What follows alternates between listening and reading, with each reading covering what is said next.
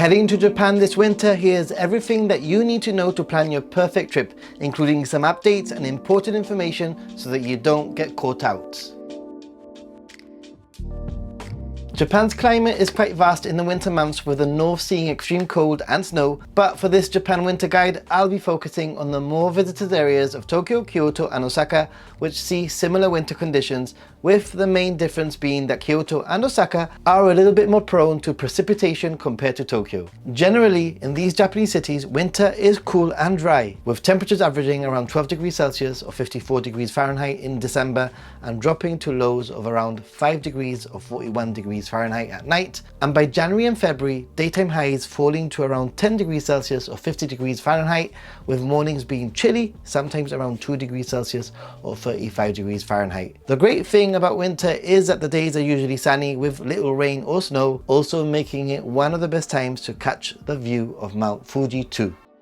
So how should you pack or dress? In a nutshell, and as a basic guide, it's important to remember to dress warmly. A coat is essential, with scarves, gloves and even consider heating pads. That's something that you can purchase at convenience stores, by the way, for extra comfort on colder days. Like other seasons, layering is key. A lighter jacket will be needed during the day and a warmer one for the night or the early mornings, especially because buildings are very well heated, and this might mean that you have to unlayer when you're indoors. I've actually put together a range of videos to help you pack and even give you a breakdown of seasons and the clothes that you need to pack, etc. Something that you might want to check out too.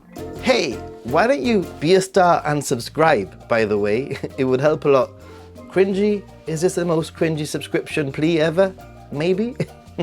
Winter illuminations. Winter in Japan is illuminated by dazzling light displays from late November or early December through to the end of January, with Tokyo boasting some stunning illuminations around Tokyo Station, Ginza, Ebisu and Roppongi, among many more. For a magical experience outside of the city, Ashikaga Flower Park blends lights with nature, making for a perfect day trip away from the city. Similarly, Osaka and other major cities also boast their own winter illuminations, so if you are visiting Japan in the winter, please make sure to explore these spectacular light-up events. Christmas in Japan. It's important to note that if you are planning your Christmas in Japan, Christmas is not widely celebrated. It's a regular working day for most people, and some tourists may find this disappointing compared to celebrations in their own home countries. Some hotels and specific restaurants might offer a more traditional Christmas, but this is less common than expected. But one unique aspect of Christmas in Japan is the popularity of KFC,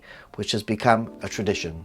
New Year's in Japan. As December begins, Japan prepares for its new year with vibrant displays of festive products, cuisine, decorations, greeting cards, and fukubukuro, which are lucky bags at special prices, usually during the New Year's period. For a unique experience, join the midnight crowds at shrines and temples to ring in the new year. This will be very different to what you might expect in the West. And if you're traveling during the New Year period in Japan, then it's important to note that as from around the 28th of December until around the 3rd or the 4th of January, temples can become very busy, with locals participating in the end of year tradition, where people pray for good fortune, blessings and protection in the upcoming year. So you're best trying to visit any major temples or shrines away from this period. But it's still a great opportunity to visit a shrine or temple to get a glimpse into local Japanese life and enjoy the unique atmosphere surrounding the area. By the way, if you are heading to Japan, then being connected is an essential part of a successful trip.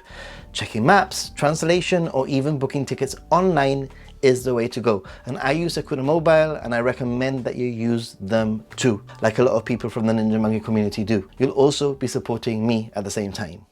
Winter snow. I'm gonna break down a misconception. It does not snow in the whole of Japan. In fact, Tokyo and Osaka sees very little snow, maybe once or twice a year, and Kyoto might have more of a chance of snow, but it still isn't the winter snow-covered image a lot of tourists have of Japan. However, if you are lucky and do experience snow in these cities, then you'll be in for a treat. Any temple or Japanese street in the snow in the winter is a special treat, in my opinion. For guaranteed breathtaking snow-covered landscapes, you'll need to head to regions with higher elevations or North Japan, like Hokkaido, where snow first falls in November Iconic sites include the frozen Blue Pond in Biei and the very popular Ginsen Onsen in Yamagata. Keep on watching to the end because Ginsen is imposing some rules that you need to know about. Winter sports and festivals. Japan's mountainous terrain makes it a prime destination for winter sports like skiing, snowboarding, and snow trekking. Popular ski resorts such as Hakuba in Nagano, Gala in Niigata, and Bandai in Fukushima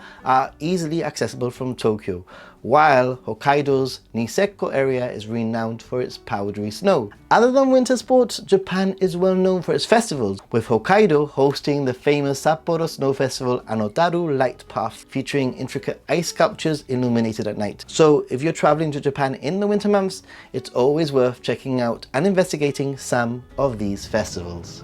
Onsen hot spring. In my opinion, there isn't a wrong time to experience an onsen hot spring bath, but winter is certainly the perfect season to experience this very Japanese tradition. There's nothing quite like soaking in thermal waters to warm up, especially in outdoor baths with stunning snowy views. So make sure that you try to include an onsen visit either as a day trip or even better as an overnight treat when you are visiting Japan in the winter months. Changes and new things. There are a number of changes that you need to be aware of when traveling to Japan this winter. First of all, Japan's famous Ginsen Onsen is going to cap day trip traffic. Ginsen Onsen is possibly the location that people think of when dreaming about a snowy Japanese town. It's a beloved hot spring destination in Yamagata Prefecture. However, the region's heavy snowfall can create hazardous travel conditions, and to enhance safety, Ginsen Onsen will implement traffic restrictions and visitor caps from December the 20th, 2024 to late March 2025, probably in a similar way every year. What you need to know: if driving, then traffic restrictions will run from 4 p.m. to 10 a.m. Access to Prefectural Route 188 will be limited. And if you're traveling on a day trip, visitors must use a park and ride system to reach the onsen, and there will be visitor limits. Day trip visitors will be capped at 100 per hour, requiring advance ticket purchases for entry between 5 p.m. and 8 p.m. Make sure that you plan ahead and check for updates before you visit, because things might change and the day trip capped hours could be amended. Don't get caught out. In fact, this might be the perfect opportunity for a guided trip from Tokyo so that you don't need to worry about anything. Check out my QR code, Tukluk, an affiliate link, and you'll get a good product and be helping the channel too at the same time.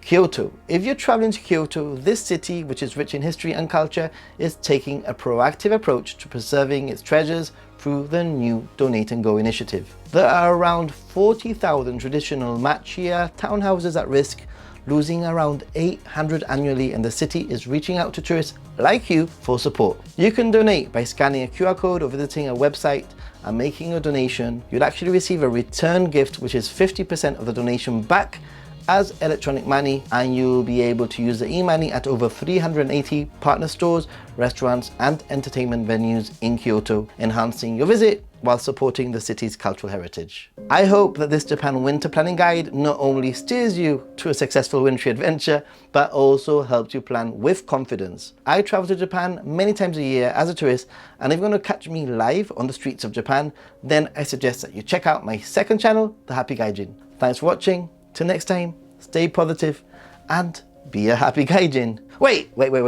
So you're planning a trip to Japan? A lot of people are always worried about transport around Tokyo, so I've actually put together this guide to help you confidently travel around Tokyo by train. Check it out. It's a lot easier than what you think, but this video will make it even easier, believe you me.